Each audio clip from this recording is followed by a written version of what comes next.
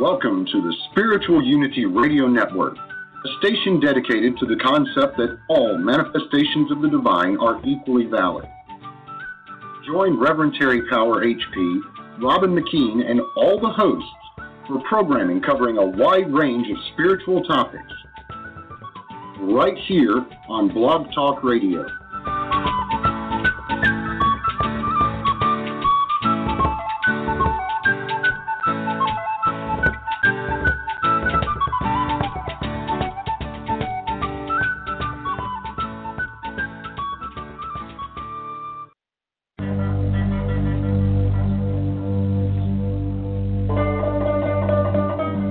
Enter the realm of living myth. Voice of Olympus, hosted by Hercules Invictus and Athena Victory, celebrates the mythic impulses of ancient Greece and Rome, and they invite you to celebrate with them.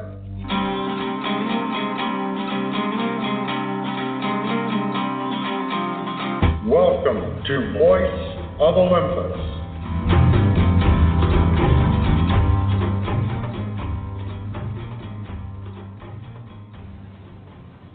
Greetings, I am Hercules Invictus, and I welcome you to the Voice of Olympus e-radio show on the Spiritual Unity Radio Network. We're completing a year on this show now, and next week we'll be starting our second year and our third season, and that one is titled The Quest for the Golden Fleece. Later on in the show, I'll share some more about that. But for now, we have the Dunkins, Michael and Dianne from the Urantia book in California. Greetings, Michael and Dianne. Greetings, Hercules. Greetings, fellow Argonaut and fellow Argonauts. How are you doing? Doing well. I'm recovering from oral surgery, so I haven't mastered enunciation yet. So if I'm a little bit off in my speaking, please forgive me. I'm excited to have you guys back on. Well, life is full of challenges, and many people my age go through this type of thing, so I'm not taking it personally. I'm just moving forward. Well, that's all we can do, I guess. So how is everything out in California? We're having a lot of rain. Oh, my goodness. I heard, yes. I was concerned about you guys. Some real thunderstorms and lots of wind. But California is in a drought area, and we're very, very happy and thanking God for the rain. Yes, I heard that there were floods and all sorts of stuff going on. So I'm glad you have the rain, too, but I feel for the people who've been adversely affected by all this water. Oh, of course. California needs the rain, but of course it also brings a lot of problems. Too much of it at one time. Now, I'm very excited about the sixth revelation. So I'm going to ask first, what is happening with that? It seems to be unfolding. I know it's been unfolding here in my personal life. So how is it unfolding with you guys since you first introduced it? Well, thanks. Yes, we introduced it a couple of weeks ago, I remember, on your program. And thank you for that, Hercules. We appreciate it so much. My pleasure. The sixth revelation is moving along. The sixth revelation is definitely it's here. The Father, the local universe Father, as we read about in the Urantia book, he is here. He is the closest that he will be since for the last 2,000 years. He'll be close with us. And the local universe Mother, as we read in the Urantia book, is also here, closest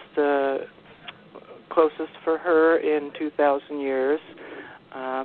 And some new information is unfolding that will be exciting for us and exciting for humanity, we feel. So Christ has come, and that's what we announced with our sixth revelation. Christ has come. Christ is here. The local universe Father, his divine name is Christ. His earth name, according to the Urantia book, was Jesus of Nazareth. He is Christ. He is alive and well today, and he has come to be with us, develop a relationship with us, a close relationship, and for us to love them more and for them to share their love more with us as we open our hearts. Why is this happening now of all times?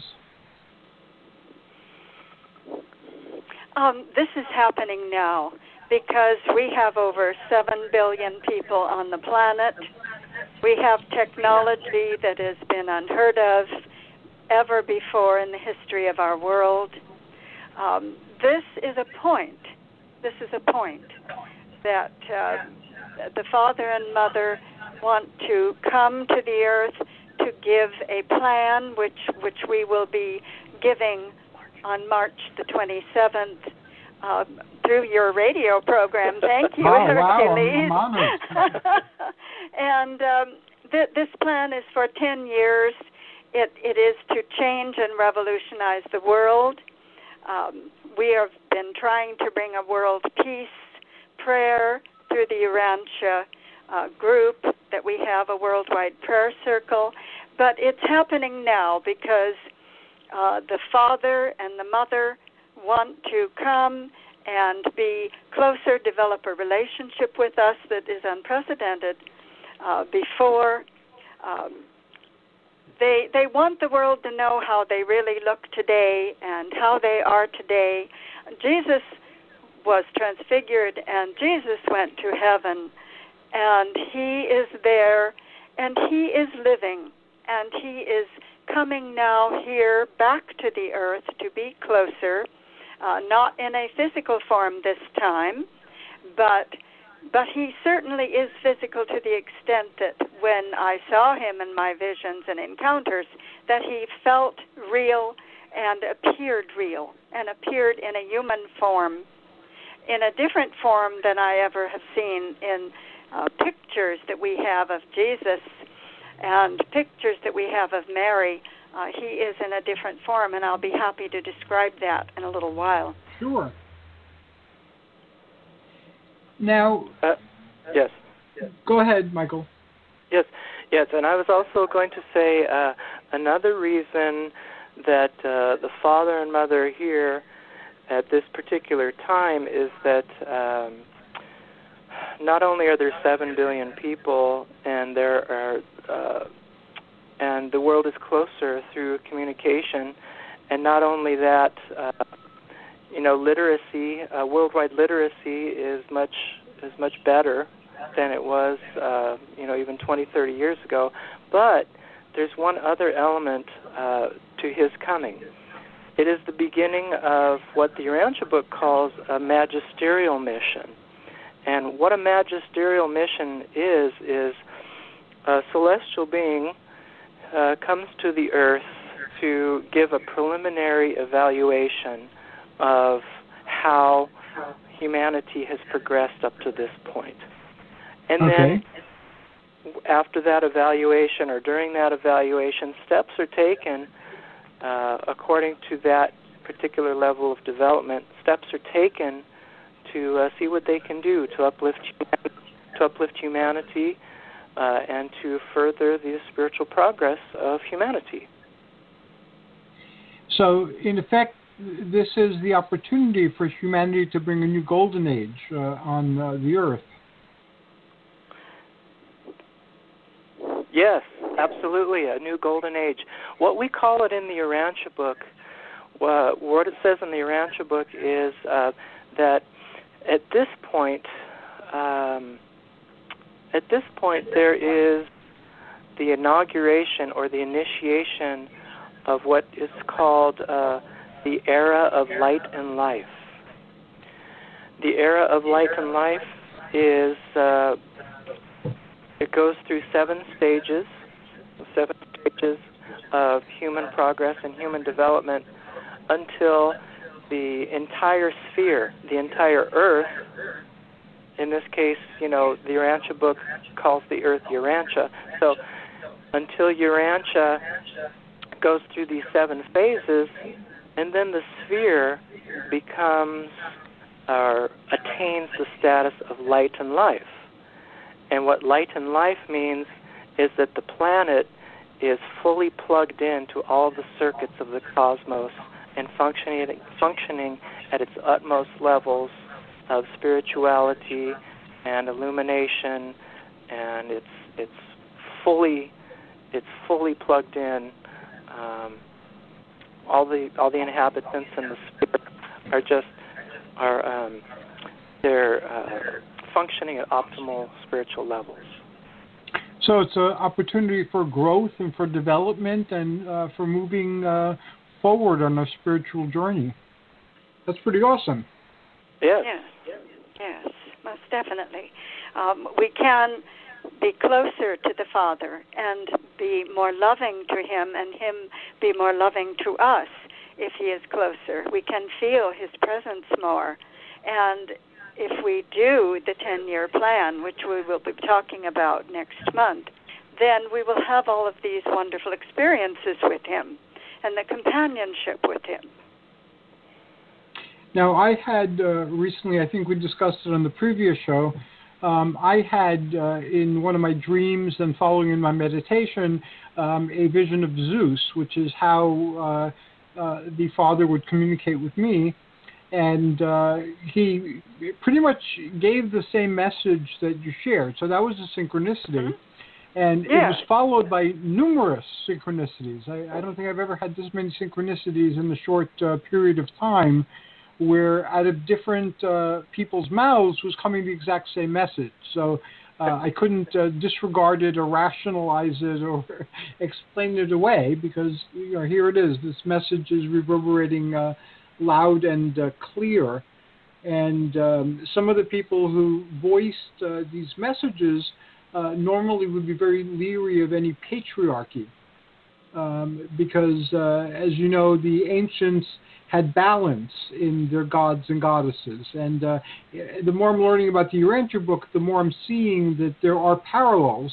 And during one of my meditations recently, I was trying to learn the Urantia universe, and it rearranged itself in my head. And then through the numbers, number 7, for instance, which is very important in Urantia, I was able to see how I understood this, but using different words. So I started looking at it from that approach, and all of a sudden it was rendered a lot more understandable. So navigating through the material, and there's a lot of material there, has become easier. So I'm very happy about that. Oh, that's wonderful. I have been drawing the pictures of what the local universe Father and the local universe Mother looked like to me in my encounters with them and in the visions that I have. And I spoke to my angels. I said, oh, my goodness, it looks like I'm drawing Greek gods. And they told me back, they said, you are drawing Greek gods. They said, you are. And I think this is a remarkable thing, that we must remember that these presences of these wonderful celestials that are supposedly in heaven, but of course they come down and visit us, they have been ruling for millions of years and trillions of years. It's the same presence, but of course each culture calls them a different name. So the Greeks were calling the local universe, of course, Father Zeus. And I'm sure that this will be a revelation that will be revealed more and more as time goes on, that this may be the truth. I'm looking forward to that a great deal. And this has been a very fun adventure so far. It's been very illuminating. It dispels, again, the Tower of Babel curse. It has people speaking different languages, not understanding each other. So with this clearing away and going past our cultural bias or our doctrinal bias and looking at things with fresh eyes is, again, very illuminating, very exciting. So I want to thank you for starting me on that journey. and I'm very excited and interested in how it goes. Yes, and we are excited, and we thank you because you made us revisit this wonderful idea that there is the parallel between them, and we thank you for that because it's been really an exciting journey for us, too, to discover this and rediscover it and find out more about it, too. The coincidences are not coincidences. No, they're synchronicities. They tie everything together and imbue it with meaning. And one of the things I find that is wonderful about the Greek pantheon is that it seems like there are male and female pairs everywhere you go in the Greek pantheon. And we love the idea in the Urantia book that there is a local universe father who is the sovereign ruler of the whole local universe. We're talking, according to the Urantia book, about 10 million inhabitable planets just in our particular super universe. And he has a consort. He has a co-creator, and she is the local universe mother, who is equally in charge of all of these 10 million inhabitable planets. So you've got a real power couple up there, just like you do in the Greek pantheon. So many parallels, and they of course administer their particular realm of influence with lesser gods and demigods and lower celestial personalities. In the Urantia book, we have angels and ministering spirits and all that. So it's really exciting. So we thank you, Hercules. Well, my pleasure. Sharing information is always good. And I emailed you a passage from Justin Martyr earlier today or yesterday, in where the understanding of the ancients before the rise of Christianity is shared in that couple of paragraphs, and like what their take was. So when he was trying to defend Christianity to hostile people who followed the old ways, he was saying, well, the story of Jesus, even though we believe him to be unique, is not that much different from the stories you have about the sons of Zeus, the sons of Jupiter. And he then goes on and lists half dozen or so sons of Jupiter and shows that elements of the story are there. So this type of concept of the Father of the Gods sending down people to help humanity in some way is something that the ancients did know and did understand. So even though we're calling a lot of these beliefs New Age these days, they're really not. They're as old as the planet.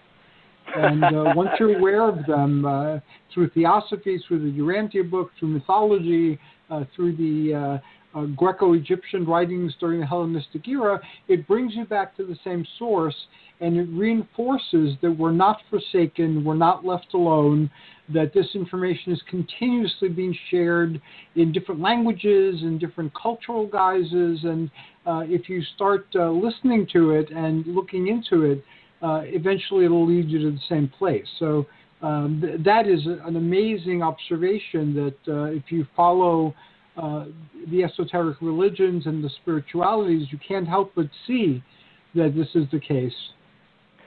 Yes, and maybe we could coin it old age new clothing or old age new words. And with thanks. And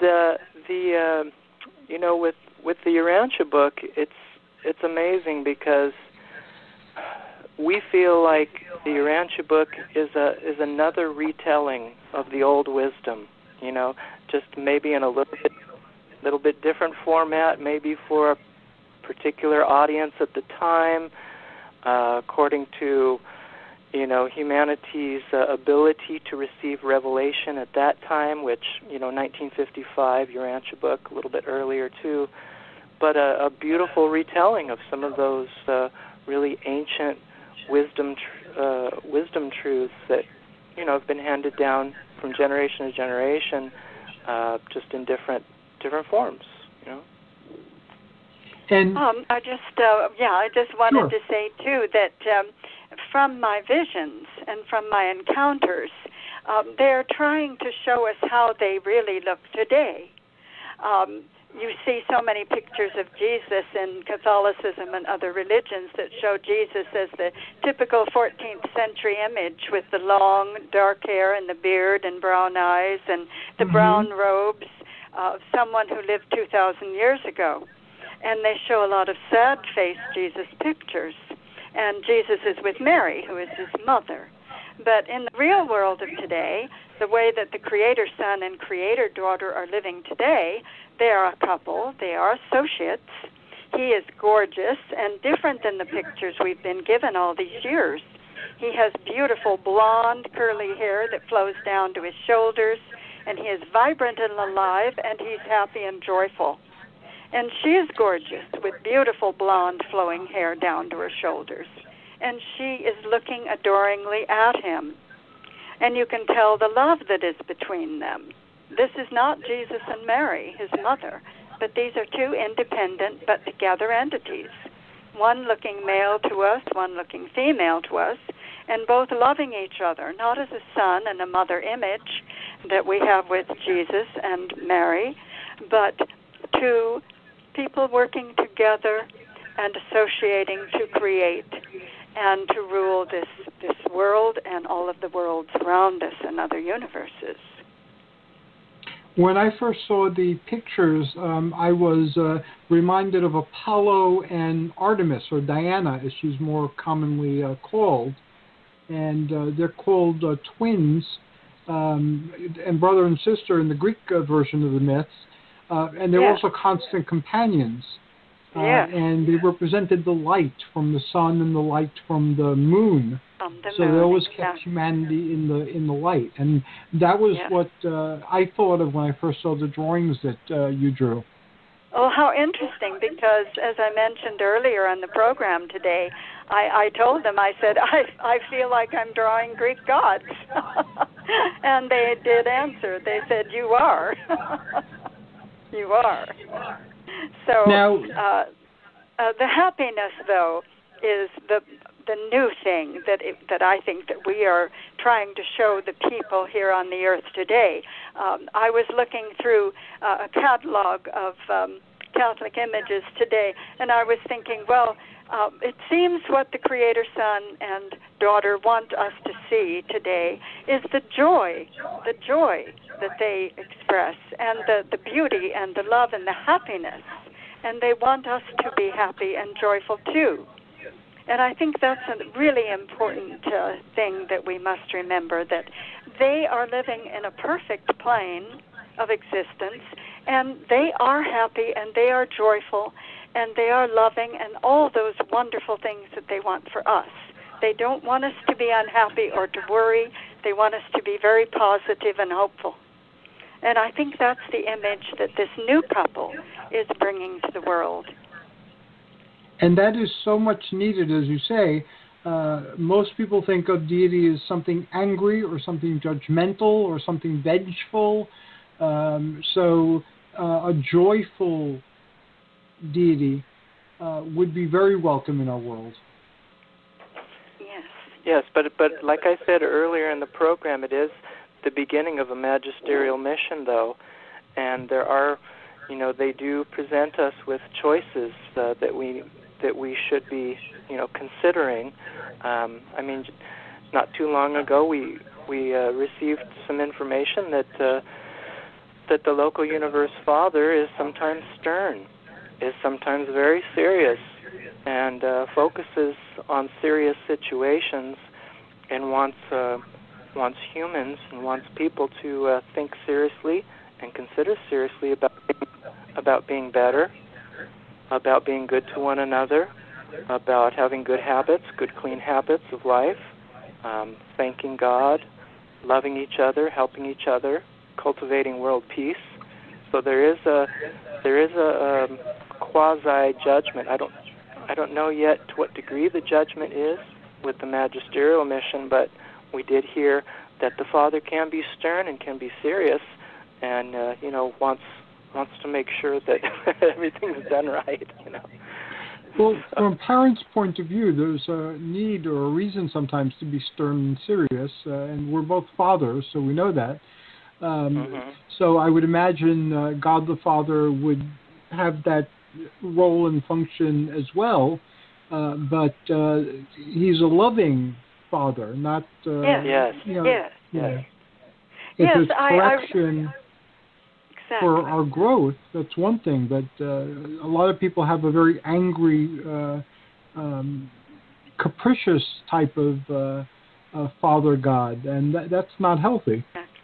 Well, that really isn't the truth either, and I think that is another part of why they want us to show people exactly what I have seen and what I have heard from them, that they are humble. The Father, I remember in my encounter, and he would stand in the center of the room so I could really look at him and watch him. And he looked like a king, but he was not a king, as you say, with trying to make people bow before him or be powerful that way. He was in a humble appearance, a humble, loving, most gentle. This type of impression is what I got. Again, I didn't get that impression like you're saying. There was no anger. We were told that he can be stern, and also the Infinite Mother Spirit is stern. Now, we have been told that the local universe Mother is not so, that she is always asking for mercy to the Father, always begging for the happiness and the joy for everyone. But the Father and the Infinite Mother are stern at times. That is what we've been told. Well, I'm really looking forward to next month then to hear more of the message. Yeah, we'll be talking. Oh yeah, go ahead. No, go ahead. Okay, I just wanted, I was just going to reiterate that we'd be talking about the 10-year plan next month. Yes. Yes. Yeah. Now, something important is also happening in terms of a shift in the headquarters on Urantia, and you're both very instrumental in shifting the seat of power, as it were, where it's currently focused. So would you care to share a little bit about that with us? Sure, Hercules. Once again, thank you for giving us this opportunity to share some of our new experiences and our insights. My pleasure. Thanks. In December 2013, as we've mentioned on previous radio programs, Dianne had her encounter with the local universe Father and the local universe Mother. And then sometime later, they came to Dianne in a vision where they were by our pool. They were out by our pool, and they wanted to come see the home. They indicated to her that they wanted to come in. So they came in through the front door. They looked around. They went upstairs, looked around a little bit, and then we found out a little bit later that the reason they were scouting out our home is because they wanted to make our home a headquarters, a world headquarters. Mm-hmm. We weren't quite sure what that meant, but we did know from Dianne's encounter in December 2013 with them at Wadsworth Mansion in Connecticut, that Wadsworth Mansion was the previous headquarters, the previous world headquarters for this planet, being the headquarters for over 100 years. Well, I guess they decided that Dianne and I were ready, and our home was ready to be able to handle a shift in world headquarters from Wadsworth Mansion to our home. So they said on September 19th, 2015, we were told that the Father and Mother, they worked on building or starting to build the headquarters in our home. And what they did, and what it means by world headquarters, if you explore the Urantia book a little bit, you'll find that our planet Urantia is very special in that we have an archangel's headquarters on our planet, and also every planet, or I assume it's every planet, also has a seraphic planetary government, or a planetary government that's run and overseen by the seraphim. In Urantia, what are the difference between an angel and a seraphim? Okay, well, the archangels are angels that function on the local universe level, which means, within those 10 million inhabitable planets that are created and overseen by the local universe Father and local universe Mother, they function on that particular level of spirituality, or that particular plane.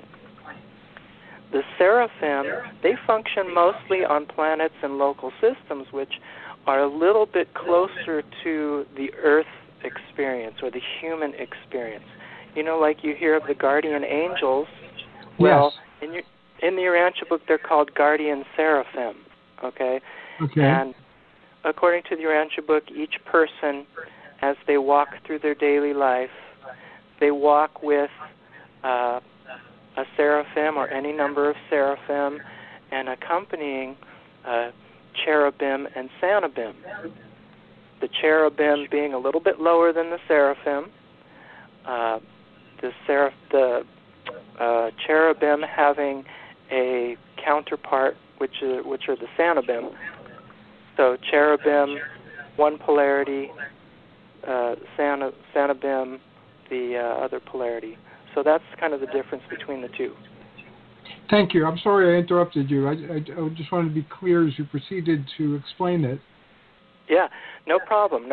So as you can see, like I said, almost every planet, or I assume every planet, has a seraphic planetary government. So the seraphim function more on the planet levels in closer proximity to us, whereas the archangels, their sphere of influence is quite a bit larger. So they came into our home and said, we want to establish the headquarters, the planetary headquarters for Urantia, for the Earth, in our home, move from Wadsworth Mansion to our home. So that means our home was being prepared and is now in the process of continuing to be prepared to have an archangel's headquarters, which is located on our upstairs patio in our backyard. The upstairs patio. Oh, I'm sorry, it's in our front yard. Sorry, above the garage in our front yard. That will be about 3 rooms that are about 120 feet high. You can't really see it on the physical. You can't really see it on the physical plane, okay? But it's astral. And then the seraphic planetary government will be located here also. I'm not quite sure how the seraphic planetary government will be working. A little soon. Yeah, it's a little premature. A little premature for that. And where they'll be located, I'm not sure. But one of the first things they did was to begin building the Archangel headquarters on the upstairs patio in our front yard, and to begin in our great room to build a communication system with the Infinite Father in paradise. Those were the first 2 steps. We have also been told that our driveway, above our driveway, will be 6 rooms, and that will be dedicated to an angel living quarters where angels will habitate. And then additional information, we have in the backyard, where our backyard is, we're told that they've begun building a temple to the Infinite Father, and that's that's the same Infinite Father that has the communication center in our great room to Paradise. And in December of 2015, we learned that the Infinite Mother Spirit was setting up a communication system in the temple area in our backyard. So that's kind of where we are right now for the structure and the transfer of the planetary headquarters from Wadsworth Mansion in Connecticut to here. Right. Also, I just want to mention that in a small, more intimate way, that in the front yard of the home, we are to make a garden area for the local Universe Father. And, I read somewhere where in the ancient homes, they would make in their courtyard a sanctuary for Zeus. And I thought, well, that's interesting because they have told us to make a sanctuary for the local Universe Father in a garden in our front yard. And then as we enter the house, we have a large altar because we were quite involved with the Tao for many years. And that altar and that living space will be dedicated for the Infinite Mother Spirit, for her to be worshipped there. We have a small downstairs bedroom that they would like given as a small chapel for the local Universe Mother. And then, of course, as I said, in the backyard, the temple that will be built, and the Infinite Mother worked for 3 days here this last, at the end of the year, on setting up a communication system out there and planning how the temple will be built in our backyard for the Infinite Father to worship him, and also the Universal Father. So that is kind of what they are telling us right now as far as the home. Also, of course, the great room upstairs is, as we've already said, a room for the Mother and Father and the angels to relax and rest. And I do want to make mention, too, not just them. When I had the encounter, there were 40 individuals around the Father and Mother as I was watching them. Now, I saw the Father and Mother perfectly, just as if I was looking at another human being, but the 40 that were around them were very hazy. I could not see hardly anything about them, very little of their features. In fact, the whole room was very hazy, except for seeing the Father and Mother. And I was told that 10 of those 40 were Melchizedeks.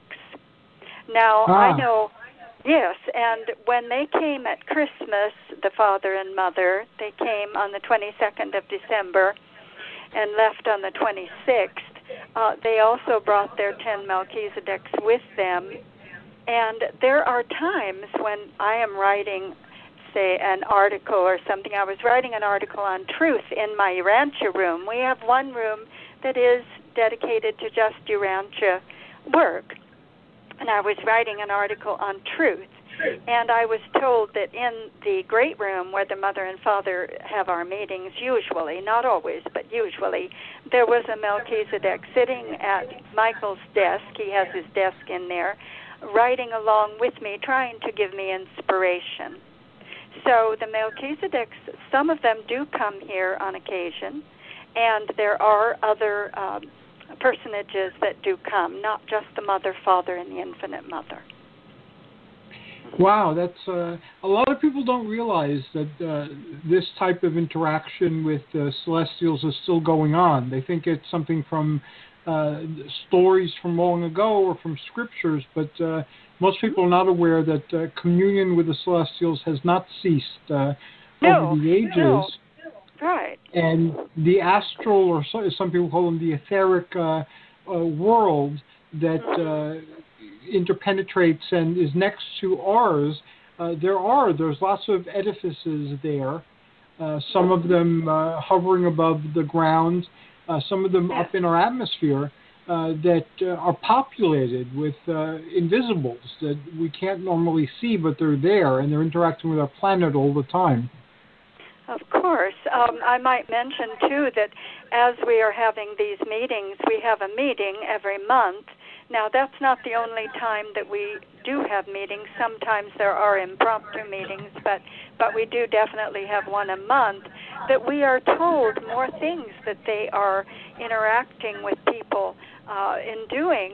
Now, we were told at one meeting how the Infinite Mother was going to go to Africa to try and open men's hearts. And, different things like this, we're finding out that they are, like you say, they're not just sitting on their golden thrones. These entities are very, very involved in everything that's going on in the world and in all these different worlds, as you say, the different levels of existence. And they are very busy, at least it looks like it to me. and we're very excited, Hercules, that the Father and Mother are coming so close, the closest they've been in 2,000 years, to connect with us and to live with us and to experience more of our lives and we experience more of them. A really special time for that interaction with our celestial guides and our celestial gods. We're so happy to announce this. So we're hoping that more people can at least open their minds and their hearts to the possibility that the gods are really close, and try to connect with them, talk with them, and be with them.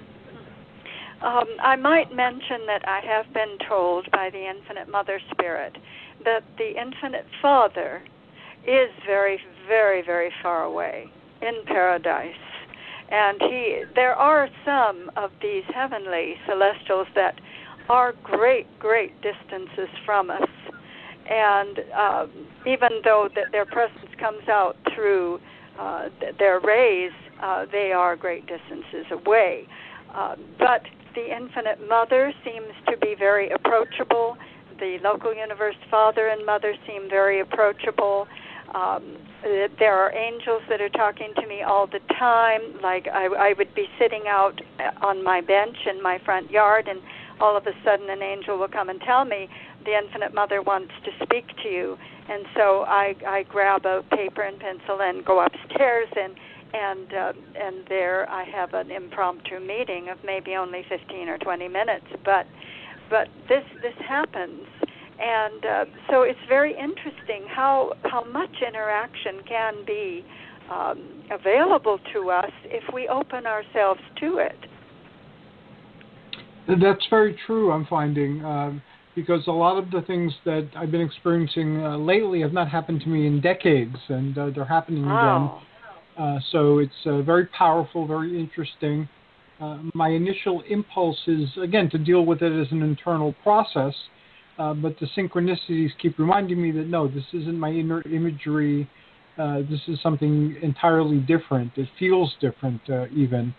So it's very, very exciting. And even though we're speaking different languages, we're getting the same message. You're getting it through Urantia. I'm getting it through the Olympian tradition. But the message that the Celestials are close to us, that they're approaching, that they want us to love them and form a relationship with them, and so forth, that has been coming through very powerfully. And again, it's like the Tower of Babel story where people were cursed with different tongues and they were saying the same thing, but they couldn't work well together. I feel that that's breaking down a little bit in our day and age. Yeah, I do too. I think this is, certainly humans have their part to play. They can be open and they can cultivate a life where their hearts and their minds are open to want to dialogue with celestials and our helpers and gods. But it's interesting that in our particular case, with this world headquarters and meetings with the Father and Mother and Infinite Mother Spirit, it's interesting because they came to us. Mm-hmm. They came to Dianne and met with her, and I was there at Wadsworth Mansion in December of 2013. They came to her. They came to us. And after the pool meditation, they came to us. They came upstairs and surveyed the room. They have come to us to set up this world headquarters we didn't really, Dianne and I have always cultivated a life of being open to spiritual guidance and spiritual path and doing the right thing and all that. But they came to us, and it's a real blessing for us. It's something that has transformed our lives beyond belief. Our lives have just opened up, our hearts have blossomed, and our minds have blossomed with this. But we're really dedicated to seeing this through and to cultivating this deeper relationship with them and spreading their message. If they've decided to build a world headquarters here, we have made the pledge to each other and to God that we're going to have them in our home. We welcome them in our home, and we're going to try our darndest to get their message out to humanity, whatever that message may be. And of course, it's unfolding to us every single day. More and more information is coming to us, and it's unfolding to us. We don't know the full extent of it yet, but we're dedicating our lives to seeing it through, and we hope others will too. And that's a very exciting thing to dedicate one's life to. I mean, how can you possibly top that? Yes, and the involvement that they seem to have and want to have with us is just amazing. I mean, they seem to be very interested in everything that Michael and I are doing. Now, I've always been talking to angels all my life, but I have never seen this much of attention. And so I know that this is important, and I know that it is important for all the world. I really feel that everyone in this world can have this opportunity to share with them this closeness that we are starting to experiment with. They have the opportunity, the blessing that they're giving us. Definitely. Yes, and dreams. You're having dreams. Those dreams, just like in the Bible, so many people, even Joseph, had dreams that were a prophecy and of things to come. I'm sure that this is exciting for you. Oh, most certainly so. This has added an entirely new dimension to my spiritual journey, and why would I not welcome it? It's a chance to reevaluate everything I know. It's a chance to open my eyes further and to become more aware. There's so much opportunity for growth here that how can I not accept the invitation? Zeus came to me also, and so I know how powerful an experience that is. And I never thought that I would be addressing Zeus in the way I'm currently addressing him, and he's addressing me. So it's a new experience for all of us, and I think that a lot of good will come out of it. Oh, absolutely. And I think, too, that it's making people reevaluate their lives. I know the people that we have told this to, people are having to take stock of their life at this time.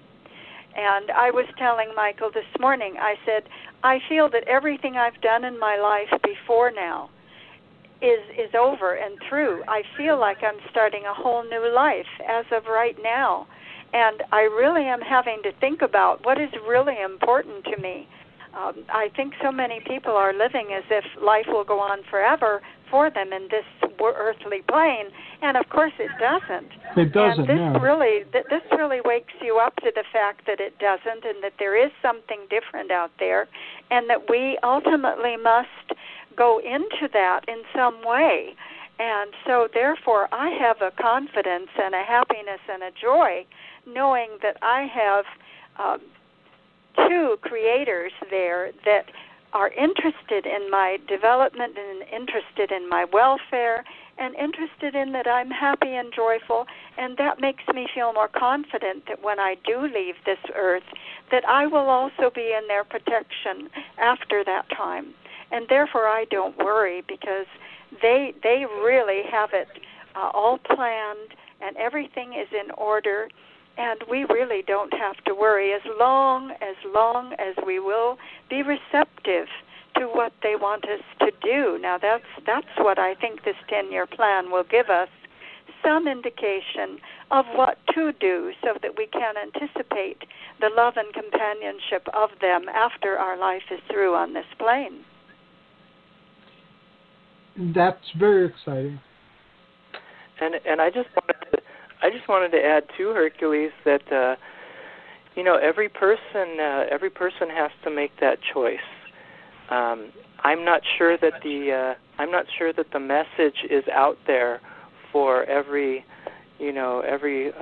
Tom, Dick, and Harry to open their hearts and open their minds to dialoguing with their celestial helpers. I'm not sure that. I know religion has kind of fallen off within the last 10 years or so. A lot of people are not going to church as much.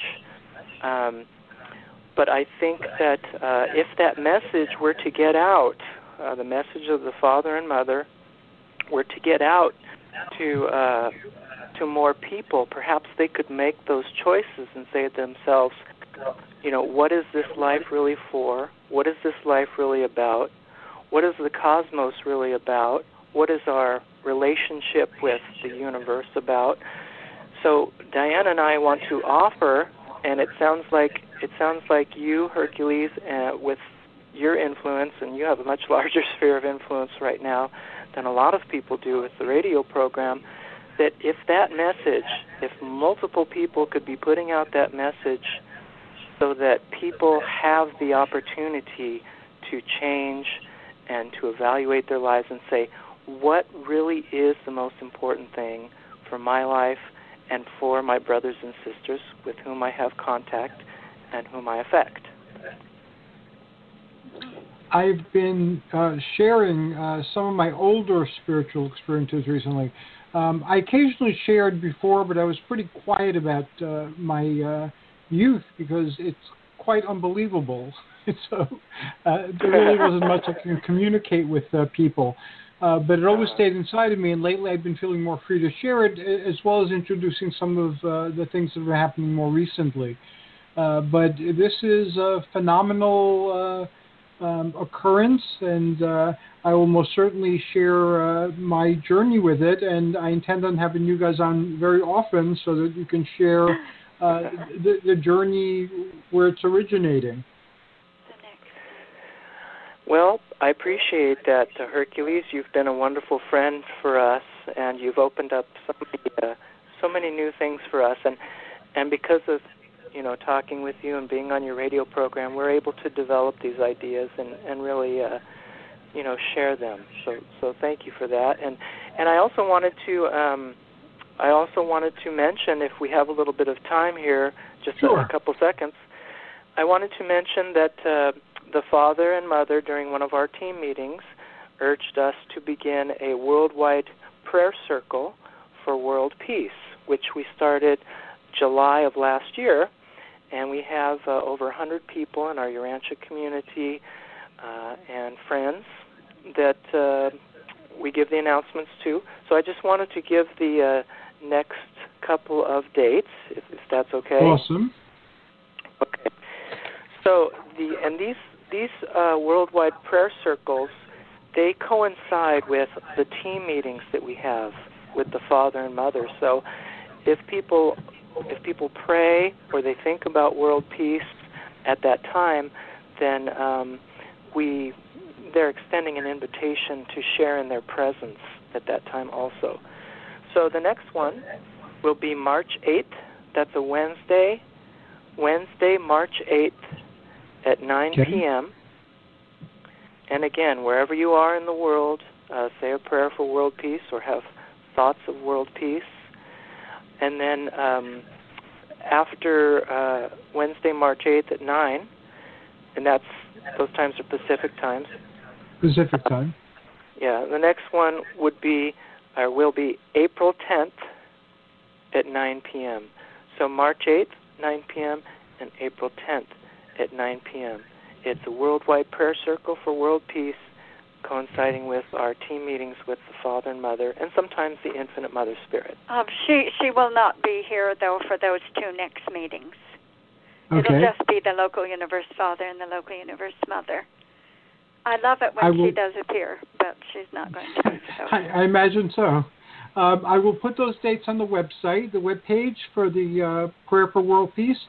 If you ever want anything changed in the wording or if you want to add more images, just let me know. I'll gladly add them. Oh, well, that's very kind of you. I will say that the Infinite Mother is giving us, she's giving us the description of the Infinite Father, and they have given us the description of the Universal Father. So we are going to be doing paintings of both of those individuals. We have of course, I've seen the Local Universe Mother and the Local Universe Father, and I have done those. And the Infinite Mother, I have only seen in my mind, and then when appearing sometimes only briefly during the meetings. But now we have been given what the Universal Father and the Infinite Father look like, and so I will be starting to develop those. So maybe eventually we can get those to you. That would be awesome. And by the way, go ahead. Oh, I was just going to say, and by the way, they both have their female counterparts, just like in the Greek pantheon. Yes. Oh, yes. Yes, the Universal Father, his consort, is the Universal Mother, and she is in the Urantia book called the Supreme.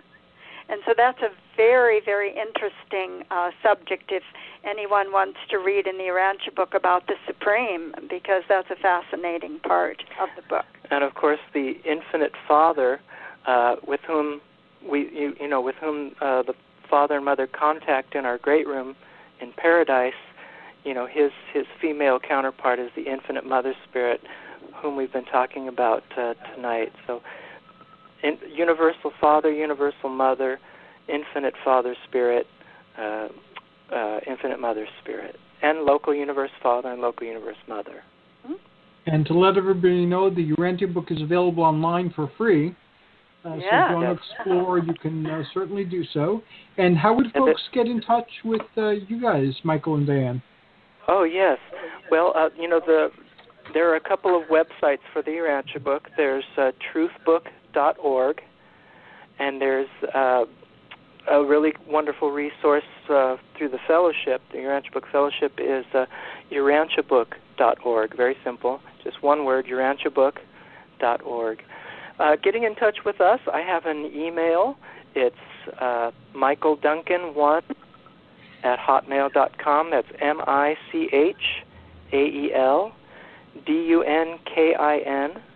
1@hotmail.com. Thank you so very much. Have a wonderful evening, and I look forward to speaking with both of you soon. I'll be emailing you a little later. Oh, thank you so much, and give our love to Athena. Thank you, Hercules. And I hope you recover from your oral surgery. Oh, yes. Oh, thank you very much. I will. Thank you so much, Michael and Dianne. Yeah. All right. We'll pray for you. We will pray for you. And Athena, I appreciate that. Yes. Thank you. All right. You have a good night. Good night. You too. Bye-bye. Bye-bye. Okay, that was Michael and Dianne Dunkin from the Sixth Revelation and the Urantia book out in California. Joyous journeys. This is Hercules Invictus signing off.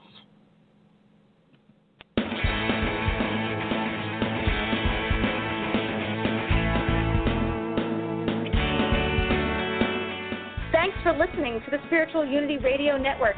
Join us 7 nights a week for exciting programming covering a variety of expressions of faith. And remember, all manifestations of the divine are equally valid.